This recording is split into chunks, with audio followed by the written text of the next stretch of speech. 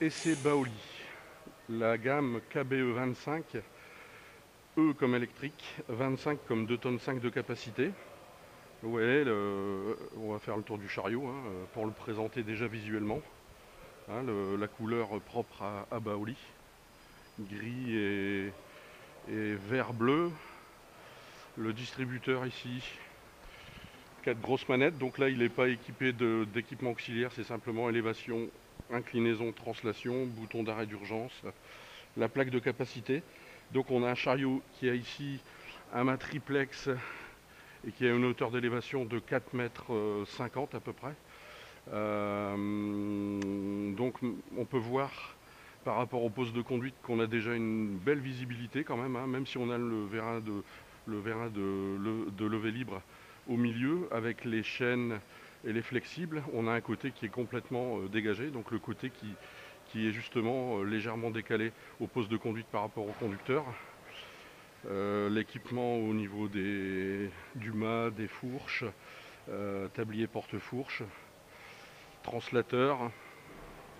On fait le tour, on arrive ici, on peut s'apercevoir qu'il y a une belle poignée d'accès. Alors ce chariot, 2,5 tonnes électrique, a un centre de gravité assez haut, et vous le verrez lors de la manipulation que j'ai été agréablement surpris par la stabilité de ce chariot. Effectivement, je pensais honnêtement, j'ai fait des slaloms et on va le faire ensemble à grande vitesse, marche avant, marche arrière, et je pensais honnêtement que vu le centre de gravité un peu haut, qu'il aurait levé la patte. Il n'en est rien, il lève pas du tout la patte, il est très stable et ça c'est super. Côté derrière où on a éclairage LED, donc feu de recul, feu stop, clignotant, gyrophare, et devant on a les phares LED également avec les clignotants. Donc accessibilité au poste de conduite, donc on a la poignée ici qui va permettre aussi de lever le capot batterie, on le verra après. L'accessibilité, donc la marche, jambe gauche, on va prendre le siège main droite et on accède au poste de conduite. Là le protège conducteur est bien haut, pas de souci de visibilité. Alors le display simple, on a le niveau batterie, on a le nombre d'heures d'utilisation, donc là tout neuf, il n'a pas encore 2 heures d'utilisation. On a 3 niveaux de performance qui nous permet de l'adapter au niveau du cariste. Et après, bien sûr, on a les fonctions liées au technicien auxquelles le cariste n'a pas accès. Et on a aussi la vitesse en km/h. Donc, distributeur classique, élévation, inclinaison, avant-arrière et translation droite-gauche. Voilà, donc il n'y a pas d'équipement auxiliaire, mais prévu une 4e manette au cas où on devrait mettre par exemple une pince ou autre, ou un écarteur de bras de fourche par exemple. Positionneur. On enlève le frein à main, inverseur de marche côté gauche, classique. On a ici une poignée pour la marche arrière. Malheureusement, il n'y a pas d'avertisseur sonore dessus. Lui l'avertisseur sonore, il est en plein milieu du volant, donc c'est du classique. Et on va clencher la marche avant. On va d'abord faire une petite ligne droite, on va faire un slalom. Il disait que le chariot est très stable. Alors la direction est très souple.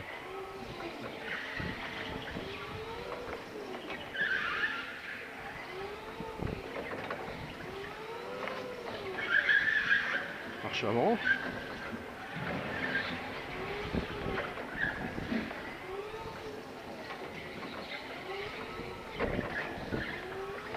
Voilà, on va en faire en marche arrière,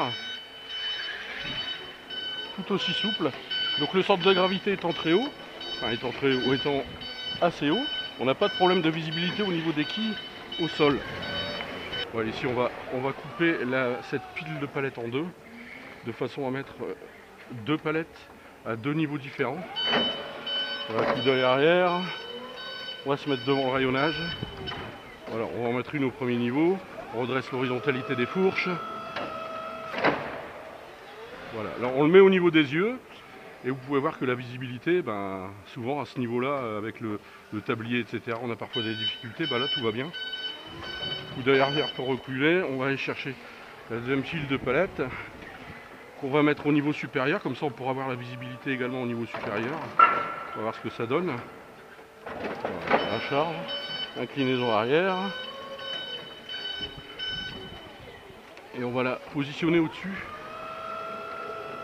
sur le niveau supérieur, qui est là à peu près à un petit 4 mètres à peu près. Ouais. Donc là, j'ai pas besoin de pencher la tête sur le côté, comme c'est déjà arrivé sur quelques essais. Voilà, la visibilité est correcte. Le protège-conducteur est bien ajouré. Voilà, vous voyez. Voilà. On va la poser délicatement sur l'hélice de rayonnage. Voilà, un petit coup d'œil arrière, personne. On recule bien droit, on baisse les fourches.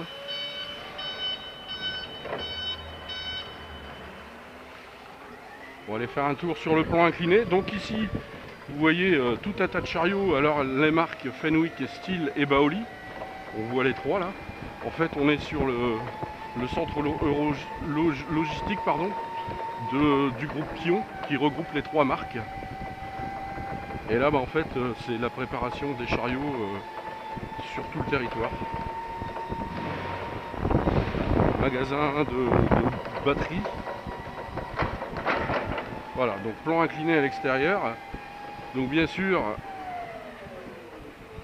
on la descend bien évidemment en marche arrière. Et on va arrêter. Petit coup de klaxon. Voilà. Alors là, je vais arrêter. Et le chariot descend vraiment à toute petite vitesse, il passe pas 1 km/h.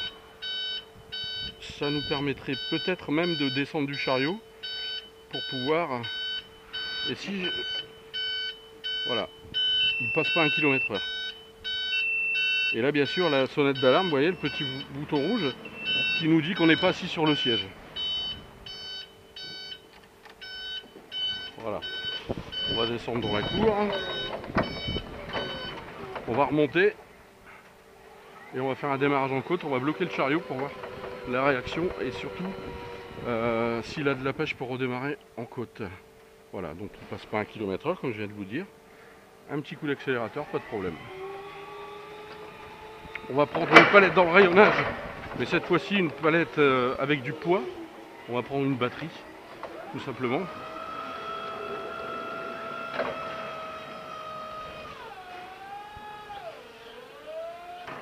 Donc c'est pas une grosse batterie, c'est une batterie quand même qui fait, on a regardé tout à l'heure, 400-500 kg.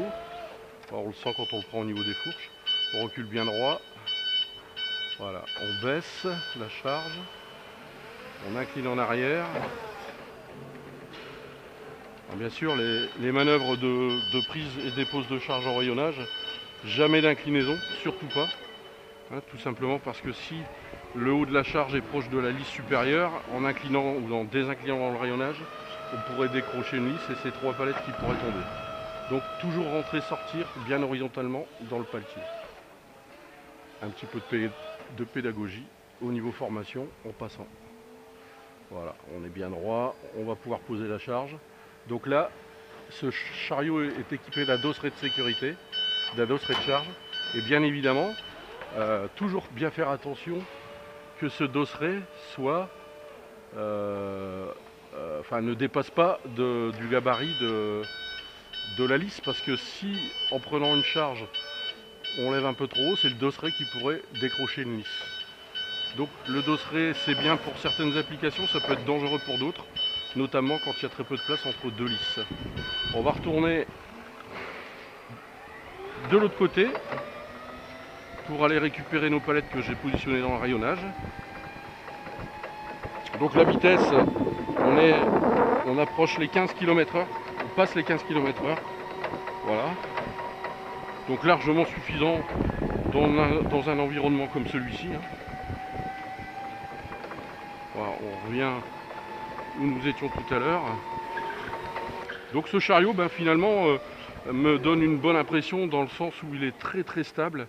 Et ça, je suis agréablement surpris malgré le centre de gravité, comme je l'ai dit tout à l'heure, qui est un peu haut. Grande souplesse de direction. La visibilité, il n'y a pas grand chose à dire. Hein. On l'a vu sur la prise de charge à 2 niveaux différents du paletier.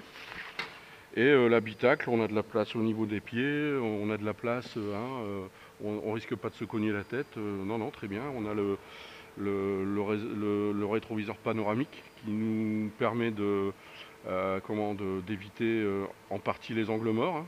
Et donc voilà, l'essai est terminé. On va couper le contact. Voilà.